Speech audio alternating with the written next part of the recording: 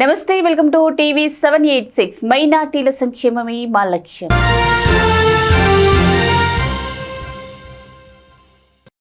ఇక ఆంధ్రప్రదేశ్ న్యూస్లోకి వెళ్తే, బాపట్ల జిల్లా కొరిషపాడులో మంత్రి గొట్టిపాటి పర్యటించారు. ఆరోగ్య కేంద్ర ఎన్టీఆర్ సుజల స్రవంతి జలశుద్ధి కేంద్రాన్ని మంత్రి ప్రారంభించారు. కొరిషపాడు గ్రామంలో 166 లక్షలతో ప్రాథమిక ఆరోగ్య కేంద్రం ప్రారంభం. పల్లె పండుగ కింద 230 లక్షలతో అంతర్గత సిమెంట్ రోడ్లు, కాలువలు, గ్రావెల్ లింక్ రోడ్లకు శంకుస్థాపన చేశారు. కూటమి ప్రభుత్వం ప్రజల సంక్షేమానికి అత్యధిక ప్రాధాన్యత ఇస్తోందని తెలిపారు. కోరిషపాడు మండలంలో సాగునీటి సమస్య పరిష్కారానికి తొలి ప్రాధాన్యత ఇస్తామన్నారు. రోగులకు మెరుగైన సేవలు అందించాలని వైద్యులు సిబ్బందికి చెప్పారు. దండు రామకృష్ణారెడ్డి ఉన్నత పాఠశాల విద్యార్థులకు సైకిళ్లు మంత్రి చేతుల మీదుగా అందజేశారు. నియోజకవర్గంలో మొత్తం 2500 సైకిళ్లు పంపిణీ చేస్తున్నట్లు చెప్పారు. ఈరోజు అనేక సంక్షేమ కార్యక్రమాల్లో, అనేక వితరణ కార్యక్రమాల్లో కూడా ఈరోజు మంత్రి గారితో పాటు పాల్పంచుకోవడాన్ని కలెక్టర్ గారు చాలా సంతోషాన్ని వ్యక్తం చేస్తున్నాను. అదేవిధంగా మరి మనం ఒక 15-20 days back mega parent teacher మీటింగ్ని మేదర్మెట్ల జెడ్పీహెచ్ఎస్లో చేసుకున్నప్పుడు కూడా దాదాపు 450 మంది స్టూడెంట్స్కి మనం సైకిళ్ళని సార్ ఆ రోజు కూడా వాళ్ళకి సిఎస్ఆర్ ద్వారా అనేక కంపెనీలతో వాళ్ళతో మాట్లాడి, వాళ్ళ స్నేహితులతో మాట్లాడి అరేంజ్ చేయడం జరిగింది. ఆ రోజు కూడా పిల్లలు పెద్ద ఎత్తున చాలా హర్షాన్ని వ్యక్తం చేశారు. మరి ఈ రోజును చూసినట్టయితే 46 మందికి ఇక్కడ దివ్యాంగులకి అనేక మంది మహిళలు ఉన్నారు, వాళ్ళల్లో కొంతమంది యువకులు ఉన్నారు. వాళ్ళందరికీ కూడా దివ్యాంగులకి 3 చక్రాల మోటార్ సైకిల్ని వాళ్ళకి ఇవ్వడం అనేది వాళ్ళ మొహాల్ని మనం చూస్తున్నప్పుడు ఎంత సంతోషంగా వాళ్ళు ఉన్నారు. వాళ్ళకు ఒక మొబిలిటీ వచ్చింది. అంటే వాళ్ళు ఎక్కడ కూర్చుంటే అక్కడ నేను కదలలేను అనేటువంటిది వాళ్ళకి ఎమోషనల్గా చాలా బాధ కలిగిస్తుంది. వాళ్ళు కోరుకున్న స్థలానికి, నేను ఊర్లోనే సపోజ్ కొరిసపాడులోనే అందరూ కూర్చొని మాట్లాడుకొని కబుర్లు చెప్పుకునే స్థలానికి వాళ్ళకి వెళ్ళాలనిపించినా మరొకరి సహాయం లేనిదే వాళ్ళు వెళ్ళలేరు. పదే పదే ఒకరి సహాయం అడిగినప్పుడు కొందరు చేయకపోవచ్చు. మరి అలాంటి పరిస్థితుల్లో వాళ్ళకి ఒక పెట్రోల్తో నడిచేటువంటి మొబిలిటీ ఉన్న మంచి బ్రాండెడ్ మోటార్ సైకిల్ వాళ్ళకి ఇవ్వడం జరిగింది. బడ్జెట్కి సంబంధించి ఏమైనా కన్స్ట్రెంట్స్ ఉన్నట్టయితే మరి ఫైనాన్స్లో నేను కానీ సార్ కానీ మాట్లాడి బడ్జెట్ కన్స్ట్రెంట్స్ కూడా ఇబ్బంది లేకుండా పరిష్కారం చేస్తాం. వాళ్ళకు కూడా ఇళ్ల స్థలాలు ఇచ్చినట్టయితే ఎప్పటి నుంచో అడుగుతున్నారు, చాలా వాళ్ళ డిమాండ్ ఉంది, వాళ్ళకి నిజంగానే చాలా మంచి పరిస్థితుల్లో లేరు అక్కడ అనేటువంటి తెలుస్తుంది. ఎస్డిసి కేఆర్ఆర్సి కూడా ఇమ్మీడియట్ గా మనం దానిపైన యాక్షన్ తీసుకుంటాం సార్. సో ఈ రోజు జరిగినటువంటి కార్యక్రమాలన్నీ చూస్తున్నప్పుడు మీకు ఎంత సున్నితమైన హృదయం ఉంది, ప్రజల పట్ల మీకు ఎంత అభిమానం, ప్రేమ ఉన్నాయి. మరీ ముఖ్యంగా దివ్యాంగులు, చిన్నపిల్లలు, చదువుకుంటున్న పిల్లల మీద మీకు ఎంత మంచి అభిమానం, అంకిత భావం ఉందని తెలుస్తా ఉంది. నేను హృదయపూర్వకంగా మీకు ఈ విషయంలో అభినందనలు, ధన్యవాదాలు, కృతజ్ఞతలు తెలియజేసుకుంటున్నాను. Thank you sir. నమస్కారాలు. వాళ్ళ పొద్దు నుంచి మనం కొన్ని కార్యక్రమాలు చేసుకున్నాం. ముఖ్యంగా ఈ గ్రామానికి సంబంధించి పిహెచ్సి హాస్పిటల్ దాదాపు 1,20 లక్షల రూపాయలతో వాళ్ళ ప్రారంభించుకోవడం జరిగింది. మన కాన్స్టిట్యున్సీలో అద్దంకిలో మనం ప్రారంభించాం. ఇవాళ ఇక్కడ తొందరలోనే సంతమావులూరు ఒకటి, అదేవిధంగా ప్రాసంగపాడులో కూడా అయిపోయింది. ఇప్పటి నుంచో దెబ్బతిన్నాం. ఈ 4 హాస్పిటల్స్ దాదాపు 7 కోట్ల రూపాయలు ఖర్చు అవుతుంది. అన్నీ కూడా ప్రారంభించుకోవడం జరుగుతుంది తొందరలోనే. వాళ్ళకు కూడా చెప్పాము, మీరు డబ్బులు ఇవ్వట్లేదని ఆపత్తు కట్టడం, మొత్తం కట్టేసేయండి, డబ్బులు మాకు బాధ్యత తీసుకొని మేము డబ్బులు ఇస్తామని కాంట్రాక్టర్ చెప్పి ఇమీడియట్గా కంప్లీట్ చేయమన్నాం. రేపటి నుంచి మన గ్రామస్తులకి అందరూ కూడా హాస్పిటల్లో సేవలు అందిస్తారు. అదొకటి. ముఖ్యంగా ఎస్సీ కాలనీలు, ఇవాళ ఎస్సీ కాలనీ, అంబేద్కర్ కాలనీ కానీ అట్లానే జగజ్జీవనరావు కాలనీ, రెండిట్లో కూడా మనం దాదాపు 50 లక్షలు ఖర్చు పెట్టాము డ్రైన్స్, సిమెంట్ రోడ్లు కట్టడానికి. అది కాకుండా దాదాపు ఈ గ్రామంలో 150 పోల్స్ వేసాం, కరెంటు పోల్స్ వేసి కండక్టర్ అంతా మార్చి శుభ్రంగా చేసాము. మెయిన్ రోడ్లన్నీ శుభ్రంగా చేసాం. ఇంకా కూడా ఇంకో 100-150 పోల్స్ కావాలి. ఇంకా చాలా పనులు కరెంటు పని అన్నారు. ఈ గ్రామం మొత్తం కూడా 100% ఎక్కడ కూడా కరెంటు పని మళ్ళీ ఇంకో 20-30 సంవత్సరాలు మీరు చేయబెట్టే పరిస్థితి లేకుండా చేపిస్తారని చెప్పి కూడా సభాముఖంగా మీ అందరికీ తెలియజేస్తా ఉన్నాను. అదేవిధంగా ఇవాళ చాలా డొంక రోడ్లు వేసాం. దాదాపు 6 డొంక రోడ్లు మీ గ్రామం నుంచి వేసాం. కాన్స్టిట్యూన్సీలో ఎక్కడ ఏ ఊర్లో కూడా అన్ని డొంక రోడ్లు వేయాలి, డబ్బులు లేవు. ఏదో కష్టపడి ఎప్పటి నుంచో అడుగుతున్నారని చెప్పి దానికోసం డొంక రోడ్లు వేసాం. అన్ని కూడా పొలాలకు వెళ్ళే రోడ్లు అన్ని కూడా తొందరలోనే కంప్లీట్ చేపిస్తాం. లేకుండా అట్లానే స్కూల్కి వెళ్ళాం. ఇప్పుడు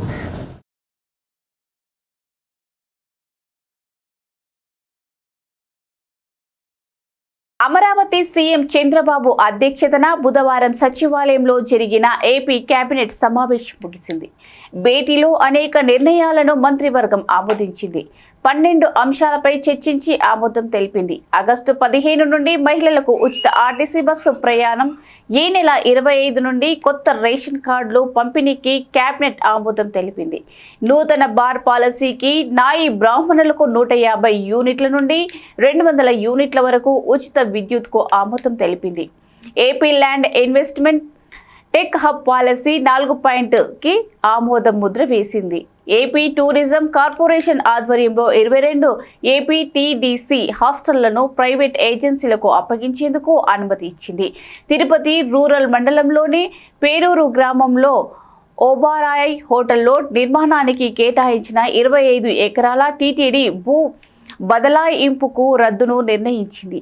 పవర్ ఫైనాన్స్ కార్పొరేషన్స్ కు ఎస్సీఐ, యూబీఐ బ్యాంకులకు 900 కోట్లకు గ్యారంటీ ఇస్తూ తీసుకున్న నిర్ణయానికి గ్రీన్ సిగ్నల్ ఇచ్చింది. ఏపీఐఐసికి 7,500 కోట్ల రుణం తీసుకునేందుకు కేబినెట్ ఆమోదం తెలిపింది. 5 అసిస్టెంట్ పబ్లిక్ ప్రాసిక్యూటర్ పోస్టులను అనుమతి ఇస్తూ మంత్రివర్గం నిర్ణయం తీసుకుంది. మావోయిస్ట్ పార్టీ, ఆర్డీఎఫ్ పార్టీ కార్యకలాపాలపై మరో ఏడాది పాటు నిషేధం కొనసాగించేందుకు నిర్ణయించింది.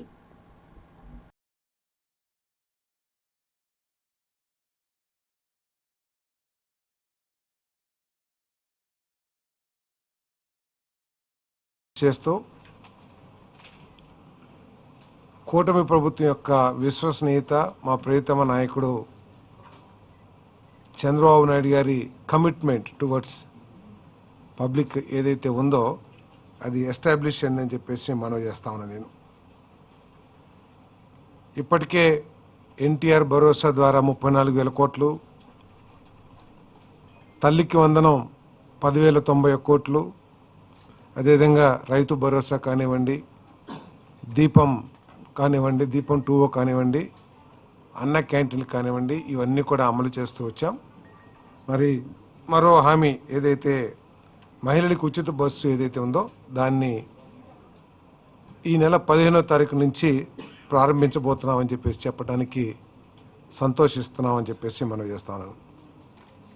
ఎన్నికల్లో ఇచ్చిన హామీ మేరకు మహిళల సాధికారిత, మహిళల అభివృద్ధి, అన్ని రంగాల్లో కూడా మహిళల భాగస్వామ్యం ఉండాలనే లక్ష్యంతో వారికి మేలు చేకూరే విధంగా వారి ఉద్యోగ అవకాశాల కోసం కానివ్వండి, లేదు వారి విద్యా అవకాశాల కోసం కానివ్వండి, ఇంకా అనేక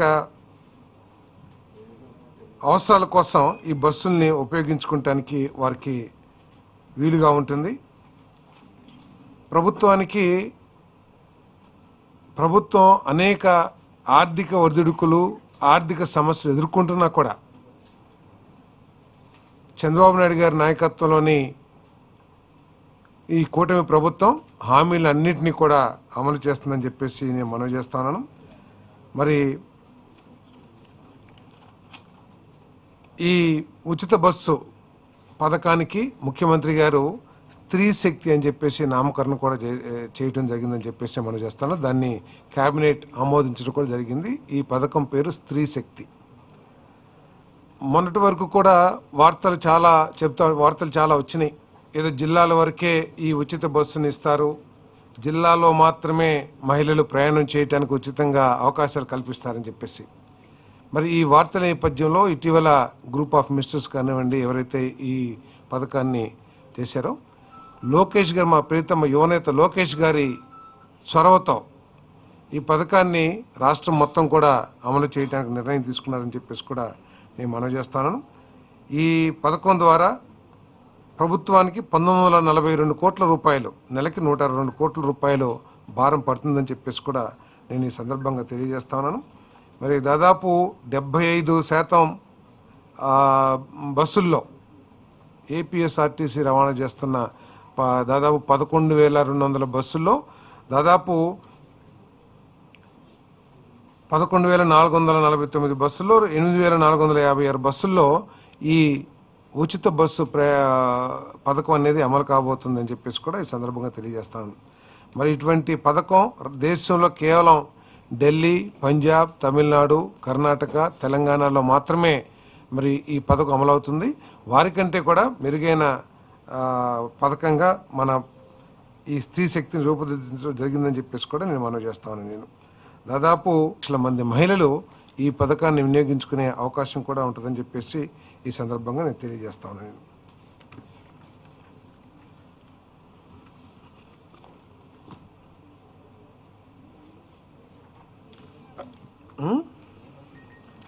బస్సులా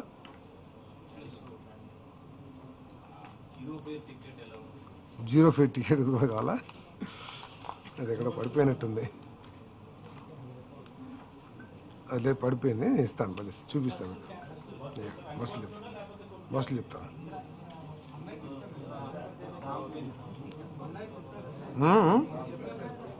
ఇస్తాను, చెప్తాను.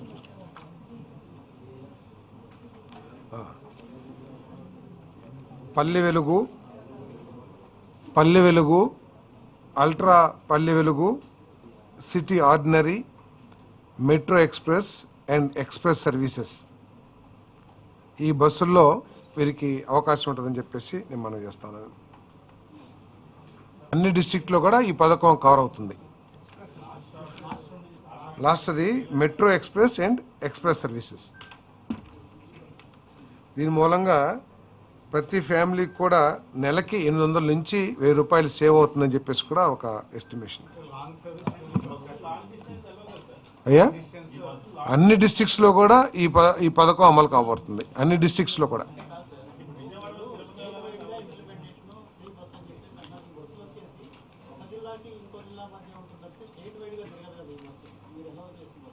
ఒక్క నిమిషంలో చెప్తాను నేను.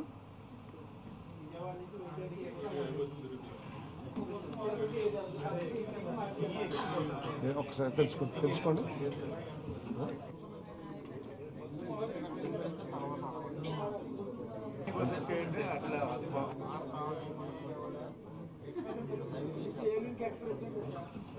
ఎస్,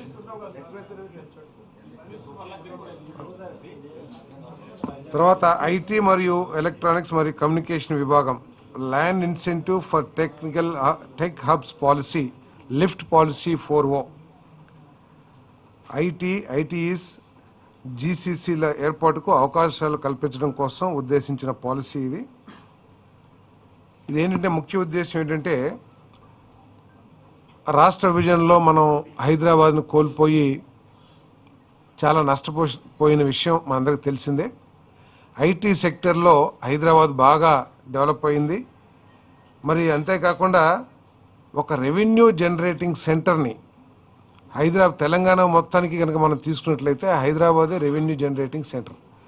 సో అటువంటి రెవెన్యూ జనరేటింగ్ సిటీని వదులుకొని మన రాష్ట్రం వచ్చిన తర్వాత మరి ఇక్కడ ఐటీని, సాఫ్ట్వేరు అన్ని రంగాలను కూడా అభివృద్ధి చేసుకోవాల్సిన అవసరం ఉందని చెప్పేసి కూడా ప్రభుత్వం భావిస్తూ ఉంది. అంతేకాకుండా హైదరాబాద్లో దాదాపు 1,00,00,000 కోట్ల రూపాయలు ఐటీ సర్వీసెస్ ఎక్స్పోర్ట్స్ బిజినెస్ జరుగుతూ ఉంటే, బెంగళూరు అదేవిధంగా 3-4 లక్షల కోట్ల వ్యాపారం జరుగుతూ ఉంటే మన రాష్ట్రంలో అది 5-10 వేల కోట్లకు కూడా చేరుకోపోవటం ఆలోచించాల్సిన విషయం అని చెప్పేసి నేను మనవి చేస్తా ఉన్నా. నేను మరి ఈ రాష్ట్రంలో ఐటీని అభివృద్ధి చేయాలంటే పెద్ద పెద్ద సంస్థలు ఏదైతే ఉన్నాయో వాటిని రాష్ట్రంలో ఎకో సిస్టమ్ని డెవలప్ చేసి వాళ్ళందరూ కూడా ఇక్కడికి వచ్చేటట్లు మౌలిక వసతులు ఏర్పాటు చేయాల్సిన అవసరం ఉందని చెప్పేసి ప్రభుత్వం భావిస్తుందని చెప్పేసి మనం చేస్తాను. ఎందుకంటే ఇతర రాష్ట్రాల్లో, ఇతర సిటీస్లో, బెంగళూరు కానివ్వండి, హైదరాబాద్ కానివ్వండి, లేకపోతే మెడ్రాస్ కానివ్వండి, అక్కడంతా ఏంటంటే భూముల ధరలు, ఇతర కాస్ట్ విపరీతంగా పెరిగిపోవటం కానివ్వండి, ట్రాఫిక్ కంజెషన్తో అనేక సమస్యలు అక్కడ ఎంప్లాయీస్ ఎదుర్కోవటం కానివ్వండి, వీటన్నిటి మూలంగా ఈ పెద్ద పెద్ద సంస్థలు రీలొకేట్ చేసుకుంటానికి కూడా ఆలోచన చేసే పరిస్థితులు ప్రస్తుతం దేశంలో ఉన్న విషయం మనందరం కూడా గమనిస్తూ ఉన్నాం.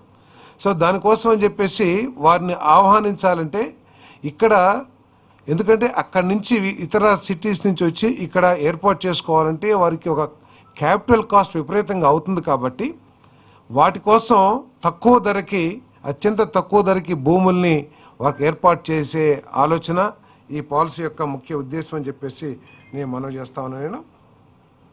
మరి ఎందుకంటే ఇటువంటి సంస్థల్ని ప్రోత్సహించేటప్పుడు మరి ఏ సంస్థలు అయితే ఫార్చ్యూన్ 500 యూరప్ లిస్ట్లో ఉన్నాయో, అదేవిధంగా ఫార్చ్యూన్ గ్లోబల్ 500 లిస్ట్లో ఉన్నాయో, లేకపోతే ఫోర్బ్స్ గ్లోబల్ 2000 లిస్ట్లో ఉన్నాయో, ఫార్చ్యూన్ 1000, ఫార్చ్యూన్ 500 ఈ లిస్ట్లో ఏదైతే స్థానం సంపాదించిన సంస్థలు ఉంటాయో, అదేవిధంగా $1 బిలియన్ టర్న్ ఓవర్ కానివ్వండి, లేకపోతే అసెట్స్ కానివ్వండి ఉన్న సంస్థల్ని మరి గుర్తించి వాటికి ఈ భూమిని అందిస్తారని చెప్పేసి, కేటాయిస్తారని చెప్పేసి నేను ఈ పాలసీ ప్రకారం కేటాయిస్తారని చెప్పేసి మనవి చేస్తా ఉన్నాను. మరి ఈ సంస్థలన్నీ కూడా కనీసం 3,000 మందికి జాబ్, పర్ ఎకర్ 500 మందికి జాబ్ ఇవ్వాల్సిన అవసరం ఉంటుంది ఇది మన ఐటీ సెక్టర్లో. అదే జీసీసీలో అయితే 2,000 మందికి ఉద్యోగాలు, 500 మందికి ఎకరానికి 500 మంది మినిమం. ఎన్ని ఎకరాలు తీసుకుంటే 500 మందికి ఉద్యోగ అవకాశాలు కల్పించాలి. మొత్తం మీద మినిమం 3,000 ఐటీకి, 2,000 జీసీసీకి ఏర్పాటు చేయాల్సిన అవసరం ఉంటుందని చెప్పేసి నేను మనవి చేస్తాను. ఎందుకంటే దీని యొక్క ఈ పాలసీ యొక్క ఉద్దేశం ఏంటంటే, ఈ రాష్ట్రంలో టాలెంట్ చాలా ఉంది మన దగ్గర. టాలెంట్ బ్యాంక్ అనేది ఇతర రాష్ట్రాలతో పోలిస్తే మన రాష్ట్రంలో చాలా ఎక్కువగా ఉంది. మీరు 140 దేశాల్లో మన రాష్ట్రానికి సంబంధించిన యువకులు సాఫ్ట్వేర్లో కానివ్వండి, ఐటీలో కానివ్వండి, మరి వాళ్ళు పనులు చేస్తున్న విషయం అందరికీ కూడా తెలుసు. కాబట్టి ఇక్కడ టాలెంట్ ఉంది. కాబట్టి ఇటువంటి సంస్థల్ని, పెద్ద సంస్థలు ఎవరైతే ఉన్నాయో, ఎక్కువ ఉద్యోగ అవకాశాలు ఎవరైతే ఇవ్వగలరో ఆ సంస్థల్ని ఆహ్వానించడం కోసం ఇక్కడ ఎకో సిస్టమ్ డెవలప్ చేయాల్సిన అవసరం ఉందని చెప్పేసి ప్రభుత్వం భావిస్తుందని చెప్పేసి కూడా నేను తెలియజేస్తా ఉన్నాను. ప్రతి ఎకరానికి అంటే కొన్ని కండిషన్స్ కూడా పెట్టి ఇవన్నీ కూడా ఇవ్వడం జరుగుతుందని చెప్పేసి మనం చేస్తాను. జీసీసీ డెవలపర్ అయితే కమిట్మెంట్స్ ప్రతి ఎకరానికి 1,00,000 స్క్వేర్ ఫీట్ భవనాలు ఏర్పాటు చేయాలి. 20% భవనాలు తీసుకున్న అంటే వాళ్ళు నిర్మాణం చేసే భవనాల్లో 20% యాంకర్ టెనెంట్, అంటే ముందే టెనెంట్ని ఫిక్స్ చేసుకుని మరి ఆ భవనాలు ప్రారంభించాలని చెప్పేసి నిబంధన ఏర్పాటు చేశారు. అర్హులైన ఐటీఈసీ, జీసీసీలకు 50% ఈ ఫ్లోర్ ఏరియా ఏదైతే ఉందో అది అమ్మాల్సిన అవసరం ఉంటుంది. సేల్ అగ్రిమెంట్ అయిన 6 నెలల్లో భవన నిర్మాణం ప్రారంభించాలి. ఏదైతే గవర్నమెంట్తో సేల్ అగ్రిమెంట్ చేసుకుంటారో 6 నెలల లోపల నిర్మాణ పనులు ప్రారంభించాలని చెప్పేసి నిబంధనలు ఏర్పాటు చేయడం జరిగింది. అదేవిధంగా ఐటీ పార్క్లో ప్రతి ఎకరానికి 1,00,000 చదరపు అడుగుల భవనాలు నిర్మించాలి. 10 లక్షల చదరపు అడుగుల భవనాలు మినిమం ఏర్పాటు చేయాలి. ప్రతి ఎకరానికి 500 ఉద్యోగాలు, సేల్ అగ్రిమెంట్ అయిన 6 నెలల్లోనే బిల్డింగ్స్ నిర్మాణం చేయాలని చెప్పేసి కూడా కండిషన్ పెడతాం జరిగిందని చెప్పేసి మనం చేస్తాం. అంతే కదండి, నిర్మాణంలో ఉన్నప్పుడు ఉద్యోగాలు ఎట్లా ఇస్తారు?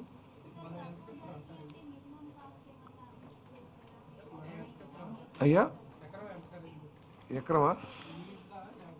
లీజు కాదు, ఫస్ట్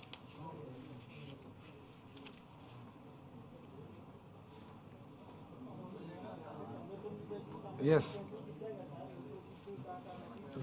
వాటికి అదే ధరకి వీటికి కూడా ఏదైతే $1 బిలియన్ టర్న్ ఓవరు లేదా అసెట్స్ లేదా ఫార్చ్యూన్ 500 ఉన్నాయో అదే ధరకి వీరికి కూడా ఇచ్చే కార్యక్రమం చేయబోతా ఉన్నాం. 6 నెలల్లో ప్రారంభించాలి.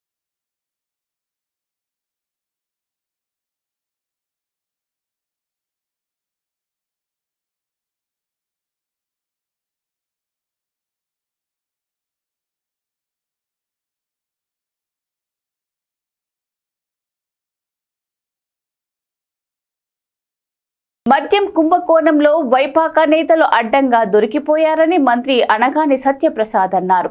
ఆధారాలతో సహా నిందితులను సిట్ అరెస్టు చేసిందని చెప్పారు.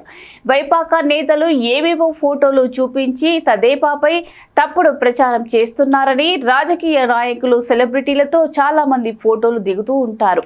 మద్యం దుకాణాల్లో డిజిటల్ చెల్లింపులు లేకుండా చేసి అక్రమాలకు పాల్పడ్డారని, ఇప్పుడు భయపడింది కొంతే, ఇంకా చాలా విషయాలు బయటకు వస్తాయని, కూటమి ప్రభుత్వం మద్యం విధానంపై జగన్ విమర్శలు అర్థరహితమని అన్నారు.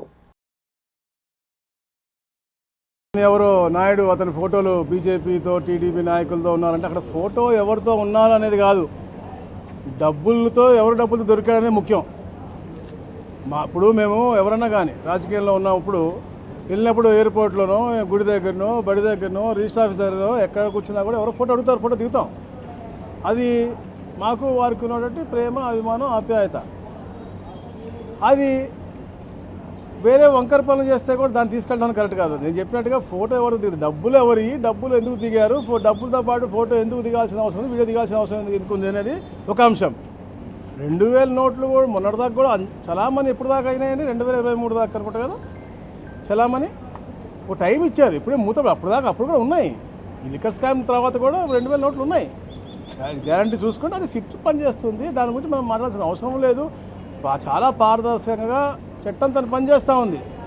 ఎవరెవరైతే దొరుకుతున్నారో మీకే రోజుకి వాళ్ళే ఒప్పుకుంటా ఉన్నారు. ఇప్పుడు ఈ పేర్లు ఎవరో గవర్నమెంట్లోనో లేకపోతే అధికార పార్టీలోనో కూటమి నుంచో ఎవరు చెప్పినటువంటి పేర్లు కాదు, వారు దొరికిన మనుషులు చెప్తున్నటువంటి ఇదని చెప్పి సమాచారం వస్తూ ఉంది. దాని గురించి మేము మాట్లాడటం ఇష్టం లేదు. ఆ వెంకటేష్ నాయుడు అనే అతను ఇండిపెండెంట్గా ఇంతకుముందు పోటీ కూడా చేశాడని అంటున్నారు, నాకు అంత ఐడియా లేదు. బట్ ఫోటోలు అనేది మీరు మాట్లాడటం హాస్యాస్పదమైనటువంటి విషయం. ఎందుకంటే ఫోటోస్ అనేది సెలబ్రిటీస్ కానీ పొలిటీషియన్స్ కానీ ఎవరైనా కూడా దిగుతారు, దాని గురించి పెద్ద విషయం కాదు. సార్, ఢిల్లీలో స్కామ్ జరిగినప్పుడు ఈడీ కావచ్చు, అక్కడ ఉన్న దర్యాప్తు సంస్థల కేంద్రానికి సంబంధించినవి, కానీ ఇక్కడ మనీ లాండరింగ్ జరిగిందని చెప్తున్నారు, విదేశాల్లో డబ్బులు పెట్టారని చెప్తున్నారు, గోల్డ్ కొన్నారని చెప్తున్నారు. కానీ ఇంత పెద్ద ఎత్తున మనీ లాండరింగ్ జరిగితే ఈడీ ఇప్పటి వరకు ఎందుకు ఎంటర్ అవ్వట్లేదు, ఎందుకు దర్యాప్తు చేయట్లేదు? అవును, ప్రస్తుతానికి సిట్ వాళ్ళు చేస్తూ ఉండొచ్చు, అది వేరే విషయం. బట్ సిట్ అనేది పక్కా ఆధారాలతో ముందుకు వెళ్తూ ఉంది. మీకు గతంలో ఒక చెప్పున్నారు, ఒక కంపెనీ గోల్డ్ ఎలా కొనింది, ఒక కంపెనీ నుంచి హవాలా ఎలా అయినాయి, ఎవరెవరు ఎక్కడ మైనింగ్కి పెట్టారు, అవన్నీ కూడా మీకు చెప్పారు. ఎవరైతే బయట ఉన్నారో వాళ్ళకు కూడా లుకౌట్ నోటీస్ ఇచ్చాడు, రెడ్ కార్నర్ నోటీస్ ఇచ్చారు. అందరినీ కూడా పిలిపిస్తూ ఉన్నారు. అందరూ వచ్చిన తర్వాత మీకు పారదర్శకంగా పూర్తిగా సిట్ అధికారులు అందరూ కూడా మీ ముందుకు వచ్చి చెప్తారు. అలాంటి ఏది కూడా అన్నీ we are doing it very clear, crystal clear తప్ప ఎక్కడ కూడా పొలిటికల్ ఇన్వాల్వ్మెంట్ లేదు, వెండిక్టివ్నెస్ లేదు. మా గవర్నమెంట్ వెండిక్టివ్ గవర్నమెంట్ కాదు, ఎప్పుడు కూడా కక్ష సాధింపు అనేది ఎప్పుడు చేయదు. ప్రజలకు అన్యాయం జరిగినా, ప్రజలకి ఏమన్నా అంటే మీకే చూస్తూ ఉన్నారు. ఇప్పుడు గత 5 సంవత్సరాలు మేము పోరాడాం, ఈ లిక్కర్ బాగాలేదు, క్వాలిటీ లేదు. ఈరోజు పక్క రాష్ట్రాలు చెప్తా ఉన్నాయి, ఈరోజు నాణ్యమైన మద్యం ఆంధ్రప్రదేశ్ దొరుకుతుంది, ఇక్కడ ఎవరు తాగట్లేదు, అక్కడికి వెళ్ళి తాగుతున్నారంటే అది ఆ క్వాలిటీ. ఆ రోజు ఎంతోమంది ప్రాణాలు పోయినటువంటి పరిస్థితి, అప్పటి క్వాలిటీ లేనటువంటి మద్యం ఇవ్వండి. క్వాలిటీ లేని మద్యం, నగదుతో వ్యాపారం, దాదాపుగా 99,000 కోట్ల రూపాయలు నగదు వ్యాపారం. అంటే డిజిటల్ మన రోడ్డు మీద పోతే చిన్న బడ్డీ కొట్లు, పల్లీలు అమ్మే వాళ్ళ దగ్గర కూడా మీకు డిజిటల్ పేమెంట్ ఉంటుంది. కానీ మద్యం దుకాణంలో డిజిటల్ పేమెంట్ లేకుండా చేసేట్టు అదే మీకు నిదర్శనం. క్యాష్ బిజినెస్ ఎక్కడ ఒప్పుకోవట్లేదు. ఇవాళ రిజిస్టర్ ఆఫీస్లో చూస్తే కూడా ఇవాళ ఆన్లైన్ పేమెంట్ కనపడతా ఉంది, మీకు ఎక్కడ కూడా క్యాష్ ట్రాన్సాక్షన్స్ లేవు. అలాంటిది అన్ని వేల కోట్ల రూపాయలు, దాదాపు 1,00,000 కోట్ల రూపాయలు మీకు క్యాష్ జరిగినాయి అంటే దాంట్లో ఎంత అవకతవకలు జరిగినాయి. నాకు తెలిసి ఇది ఇంకా తక్కువ. ఇప్పుడు ఏదైతే నిర్ధారణ అయిందో, ఇంకా బయట నుంచి తిమింగళాలు వస్తున్నారు, వాళ్ళందరూ వస్తే క్లియర్ కట్ పిక్చర్ మనకు వస్తుంది. సార్, ఇప్పుడే జగన్మోహన్ రెడ్డి మాట్లాడారు సార్, మీరేమో లిక్కర్ గురించి మాట్లాడితే లిక్కర్ పేరుతో విపరీతమైన దోపిడీ జరుగుతుంది, ఇల్లీగల్గా పర్మిట్ రూములు పెట్టారు, వీధికి బెల్ట్ షాపులు పెట్టారని చెప్తున్నారు.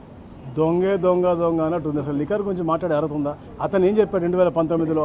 అబద్ధాల పునాది, ఆ నోరే అబద్ధం. కాబట్టి నేను మద్యపాన నిషేధం చేసి నేను మళ్ళీ ఓటు అడుగుతాను తప్ప ఎప్పుడు వచ్చి అని చెప్పి దాన్నే 25 సంవత్సరాలు వచ్చే ఇన్కాన్ని తాకట్టు పెట్టే మనిషి మాట్లాడే అర్హత ఉందా అండి? మద్యం పాలసీ, పర్మిట్ రూమ్ పెడతామా, ఇంకో రూమ్ పెడతామా, లేకపోతే బార్ ఇస్తామా అనేది అది పాలసీ మ్యాటర్, గవర్నమెంట్ మ్యాటర్. అది పబ్లిక్తో మేము డిస్కస్ చేసుకుని, అధికారులతో డిస్కస్ చేసుకుని క్యాబినెట్ డిస్కస్ పాలసీ అది ఏ ప్రభుత్వం పాలసీ. మేమేం చెప్పలేదు, మేము పర్మిట్ రూమ్ పెట్టాము, లేకపోతే మేము బదిలీషన్ చేస్తాం, మేము ఏం చెప్పలేదే. వాళ్ళు చెప్పొచ్చి దాని మీద ప్రజా ఆరోగ్యాన్ని క్షీణించే విధంగా నకిలీ మద్యం, దొంగ మద్యం 10 రూపాయలతో తయారు చేసి 200 రూపాయలకు అమ్మి వారు అర్జించుకోరు. కేవలం వాళ్ళ ధనార్జన కోసమే పనిచేశారు తప్ప ఎక్కడ కూడా ప్రజల ఆరోగ్యం గురించి ఆలోచించలేదు.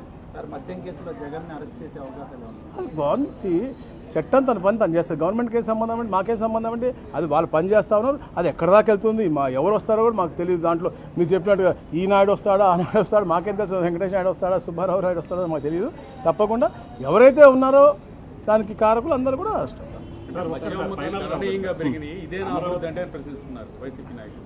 మద్యం అమ్మకాలు గణనీయంగా పెరిగినాయి. అంతకుముందు 6% ఉండేది, ఇప్పుడు 26% పోయింది అమ్మకాలు.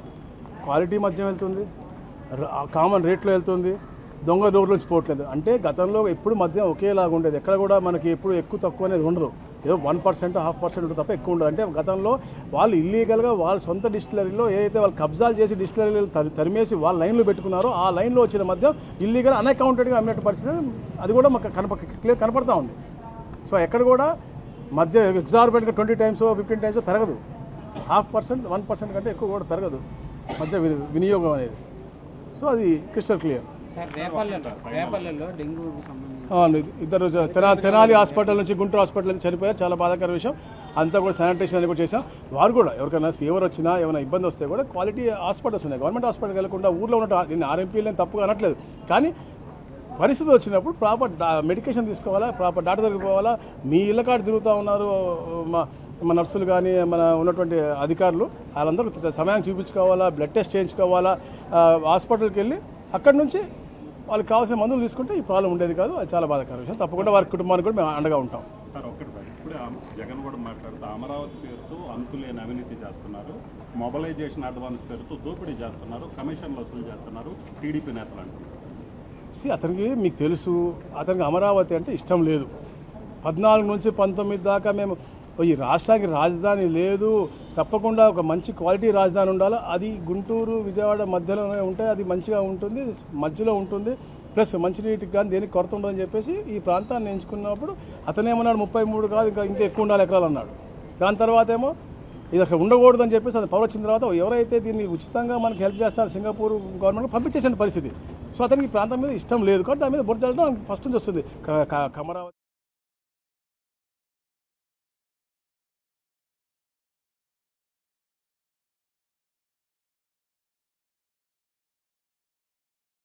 డెబ్బై 79వ స్వాతంత్ర దినోత్సవం సందర్భాన్ని పురస్కరించుకొని Phoenix foundation Chiranjeevi charitable trust సంయుక్తంగా మెగా బ్లడ్ డొనేషన్ డ్రైవ్ ను ప్రారంభించారు. ఈ కార్యక్రమంలో మెగాస్టార్ చిరంజీవి ముఖ్య అతిథిగా పాల్గొన్నారు. ఈ కార్యక్రమానికి సూపర్ హీరో తేజ, సజ్జా హీరోయిన్ సంయుక్త అతిథులుగా హాజరయ్యారు. ఈ రోజు నిర్వహిస్తున్న రక్తదాన కార్యక్రమంలో 800 మంది రక్తదానం చేస్తున్నారు. సేకరించిన రక్తాన్ని ఇండియన్ ఆర్మీకి డొనేట్ చేస్తున్నారు. ఈ సందర్భంగా మెగాస్టార్ చిరంజీవి మాట్లాడుతూ ఈ అద్భుతమైన కార్యక్రమానికి విచ్చేసిన ప్రతి ఒక్కరికి హృదయపూర్వక నమస్కారాలు. నాకు అత్యంత ఆప్తుడైన సురేష్ చుక్కపల్లి గారు వారు చేస్తున్న అనేక సామాజిక కార్యక్రమాలతో పాటు గత 2 ఏళ్లుగా ఈ బ్లడ్ డొనేషన్ కూడా మొదలుపెట్టిన నా హృదయానికి మరింత దగ్గరయ్యారు. ఇంత చక్కటి కార్యక్రమం చేస్తున్న నా మిత్రుడు సురేష్కి నా హృదయపూర్వక ధన్యవాదాలు.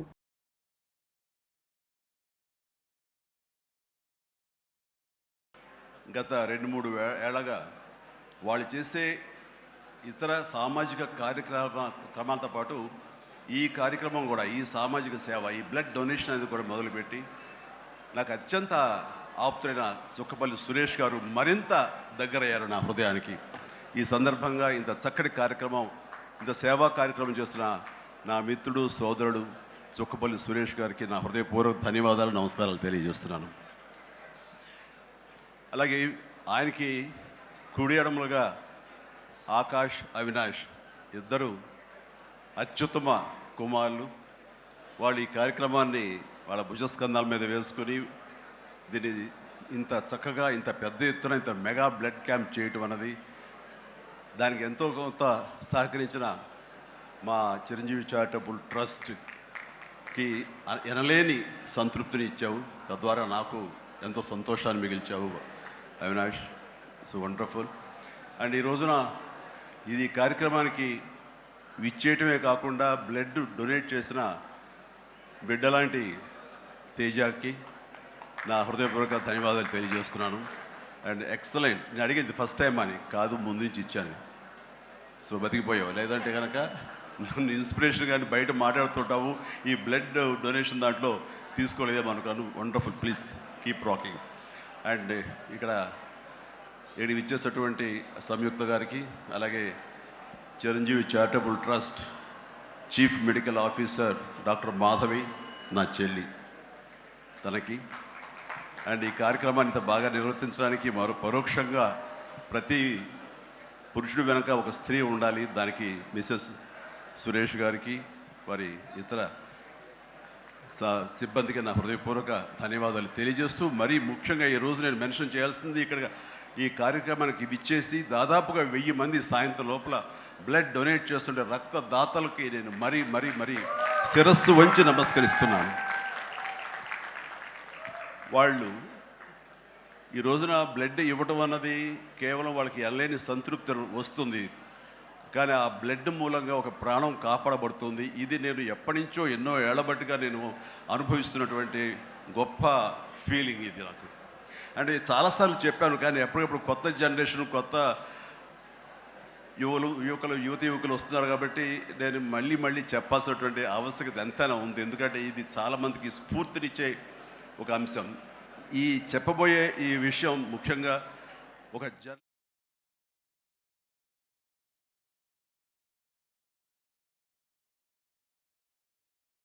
ఆగస్టు 15 నుంచి రాష్ట్రంలో మహిళలకు ఉచిత బస్సు ప్రయాణం కల్పించినట్లు ప్రభుత్వం ప్రకటించింది.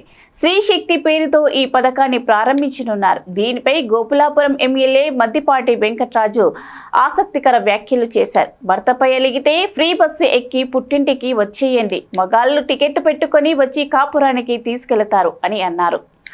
ద్వారకా తిరుమల మండలం తిరుమలపాలెం పింఛన్ల పంపిణీ కార్యక్రమంలో ఎమ్మెల్యే చేసిన ఈ వ్యాఖ్యలు చర్చనీయాంశంగా మారాయి.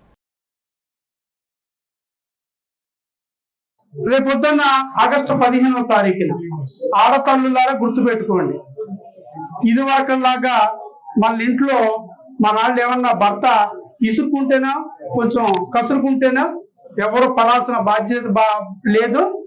హ్యాపీగా ఫ్రీ బస్ ఎక్కేసి పుట్టింటికి వెళ్ళిపోవడం, వాళ్ళే డబ్బులు ఛార్జీలు పెట్టుకుని పరిగెట్టుకుంటూ వచ్చి మనల్ని మళ్ళీ తీసుకెళ్తారు.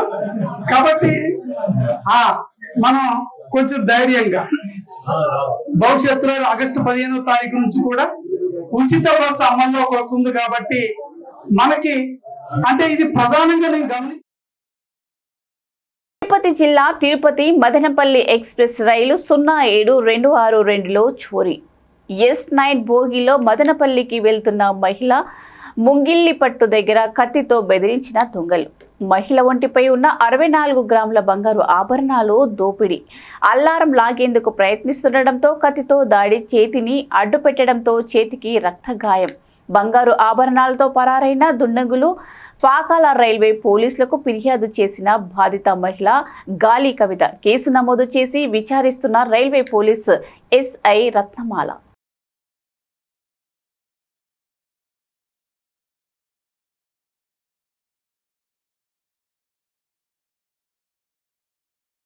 నా పేరు జి కవిత సార్. నేను ఈరోజు ఉదయం Guntur Madanapalle train summer special ఉంటే అది తిరుపతిలో ఎక్కాను సార్. ప్లాట్ఫామ్ నెంబర్ 4లో ఎక్కాను, S9లో ఎక్కాను. అప్పుడు నాకు అక్కడ ఏమో ఒకరో ఇద్దరు ఉన్నట్టు అనిపించిందా ఏమో తెలియదు. నేను కూర్చున్నా S9లో క్యాజువల్గా. పాకాల 15 minutesలో రీచ్ అవుతుంది అనగా ముంగిల్పట్టు దాటిన తర్వాత నా మీద ఇద్దరు అటాక్ వచ్చేసారు సార్. సడన్గా ఒకడు కత్తి పట్టుకున్నాడు, ఒకటి నన్ను గట్టిగా పట్టుకునేశాడు.